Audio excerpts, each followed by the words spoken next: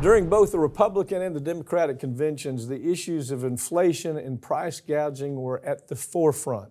But what was missing from the floor speeches was the fact that companies and people responsible for the pain you're feeling were paying hundreds of thousands of dollars for private boxes at these conventions to suck up to the lawmakers or maybe future lawmakers. No surprise. They had rooms up there from the top. They were costing $500,000 just so you could be in that room and hear and that was both sides. I mean, both Republicans, we're for the working person. You really matter to us.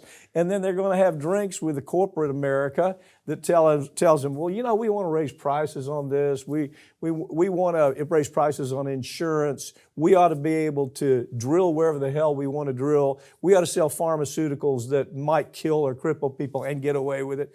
There's a problem with that message, isn't there?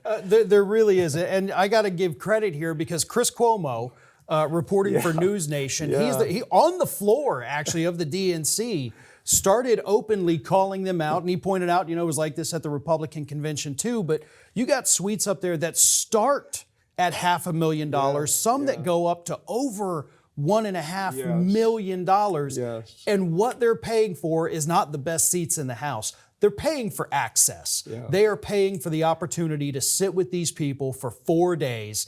But as Cuomo talks about, the media doesn't talk about those. They're not talking about the box seats. Yeah. They show these happy, enthusiastic people out in the crowds and the passionate speeches on stage. But we need to know. And the celebrities. Right. Oh my God, you got to show the celebrities. But we need to know what's happening behind those closed doors. Yeah. That's the question that the media should be asking. Well, I wasn't at this convention behind closed doors, but I've been behind them.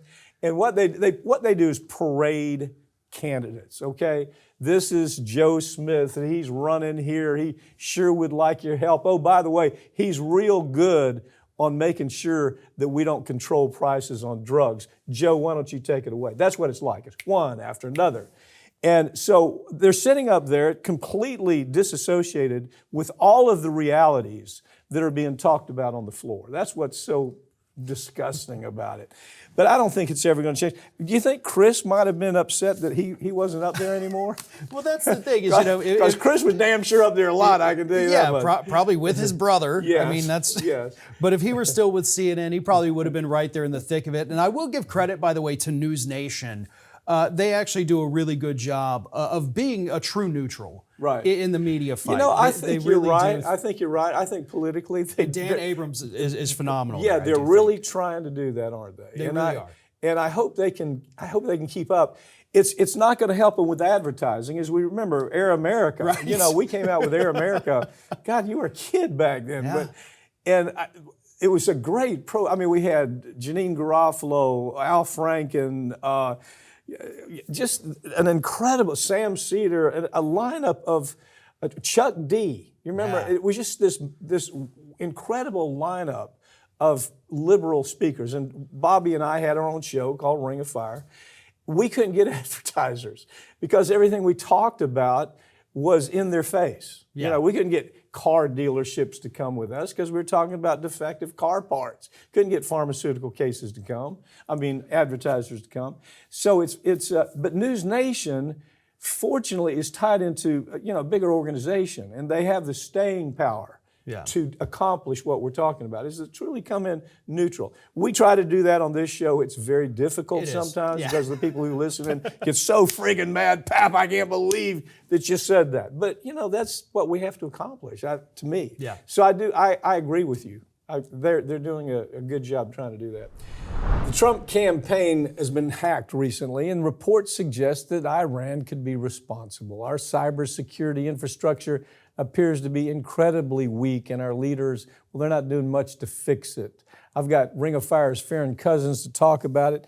Farron, it is amazing that we know this has happened before. We saw it in 2016. It's not like this is a big surprise, right? And they're acting like, wow, they might hack us. Really? This is just now on the forefront. Right, and you do have politicians on both sides of the aisle right now saying we've got to have answers. By God, we've got to take action. We've got to do something. Okay, well, you did have 8 years to do something because you knew it was a problem then. You had an issue with it. It obviously made the headlines back in 2016. But what's just as shocking to me is that right now the public doesn't care. Yeah. I mean, this story, sure, it's all over the major media sites, but nobody on social media seems to care about. It's just kind of going about their days, not being concerned about the fact that, hey, we have foreign countries right now that are actively hacking into campaigns, and that seems like it could be a pretty significant problem. Well, and it's so variable. I mean, we know we've got Russia. We saw it in 2016. They've been doing, I'm sure China is just as bad, and Iran now. This time they went after Trump, so nobody thought it was as bad as the time they went after Hillary. But the point is, if you think back, we learned everything you wanted to know, but what was it called? Guccifer 2.0. Yeah, that's right. And you had these Russians that were working for the GRU, which is the elite secret service program in Russia. And it's clear that they were hacking. I mean, they'd been pinging time and time again, trying to get into the system. But now it looks like everybody in the damn world's coming after us. I mean, that it's Iran, it's China, name it. They're trying to get into not just the political, not just the DNC, for example, or the GOP. They're trying to get into every element of our database, and it's like, well, yeah, we've been talking about this a long time. Why haven't you done anything? Right, and what people need to understand is this is not necessarily in order to influence an election, okay? Yeah. It's not just, let's embarrass them by getting the materials. Right. All of these candidates, Biden, Harris, Trump, Harris, they get daily security briefings. As the party's official nominee, they do get access to top secret information. These are things they can discuss with certain members of their staff. So there is sensitive American intelligence housed in both of these campaigns. Right. And that seems to be what these groups are after. It's not just about let's embarrass this candidate or embarrass this one.